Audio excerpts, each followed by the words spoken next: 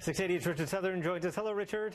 Hey, Francis. Nice to see you inside now. The weather's gone a bit cool, so we got to get Francis inside. Well, it was the breaking news. Kind of needed to be near the traffic cameras for that. That part, so. that too. You know, major shakeup could be on the way in the Toronto sports world. Our parent company, Rogers, hinted that they may be considering selling the Blue Jays. Yeah, it could be big news here, Francis. What happened was the chief financial officer of Rogers was at an investor conference in New York last night, and he was answering some questions from journalists, and he basically said that the company is looking for ways to, as he put it, surface value from the Blue Jays, which he said is a valuable asset, but one that the company doesn't get a lot of credit for.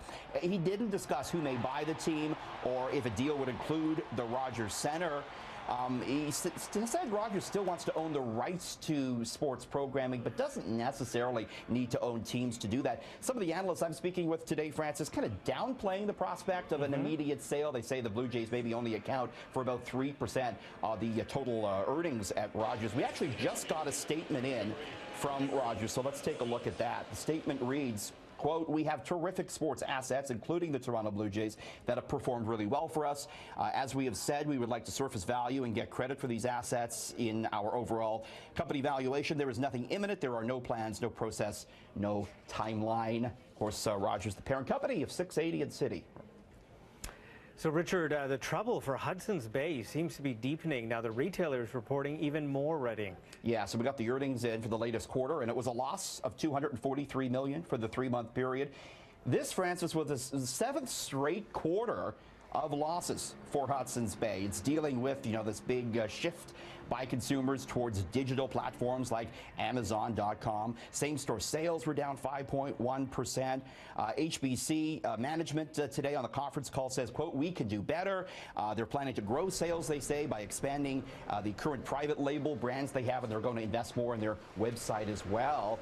Hudsons Bay stock, Francis, down 13% on Bay Street, a big drop today. No kidding. So Loblaws is rushing to start same-day home delivery, and today we got to look at how it's going to work. Yeah, we got our first look. City News was there as they sort of showed off how this is going to go. Starting today, you can order your groceries online with Loblaw, and they will then be delivered to your house. If you want, they can actually come within an hour of you placing the order. We caught up with a Loblaws executive who said this is really in response to our busy lifestyles that we lead.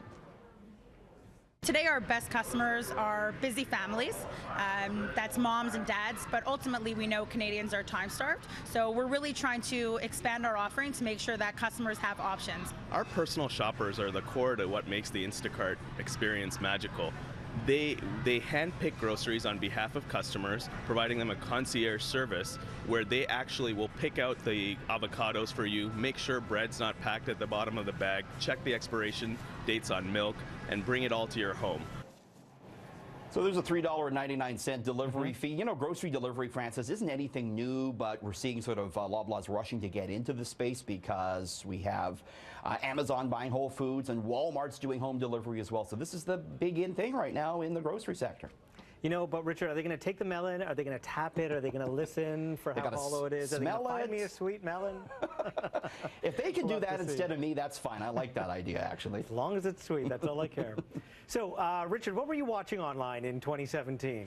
I only watch the City News YouTube channel. Good thing. That's the only thing I'm contractually obligated to say that. But you're looking at the list of the most viewed videos on YouTube in Canada, and is it true you and I made the list? We didn't. We did. We'll get to that in a minute. But what was the most viewed video on YouTube by Canadians this year? It was this rather simple video shot out in BC.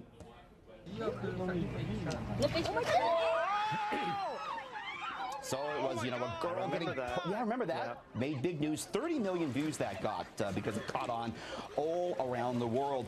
Next, it was a video right here in Toronto. Remember this, Francis? Prince Harry? And the popcorn thief. Yeah, pretty cute. He was cool with it. He's like, don't worry, you can have some of my popcorn. Share. Plenty more where that comes from. So that is caring. That's what we tell our kids. Absolutely. 17 million views for that shot at the Invictus Games. Next, Francis, it was a very uniquely Canadian video. So it was a moose versus a wolf. Now, a man up in northern Ontario, Francis, shot this. He had his drone out. He was just sort of looking around, and he happened to come across the scene of a wolf going after a moose, and the moose takes off down the river to try and get away from the wolf. A very dramatic video, 4.5 million, and it really shows the power of drone footage. What was the most watched music video of the year? Here it is.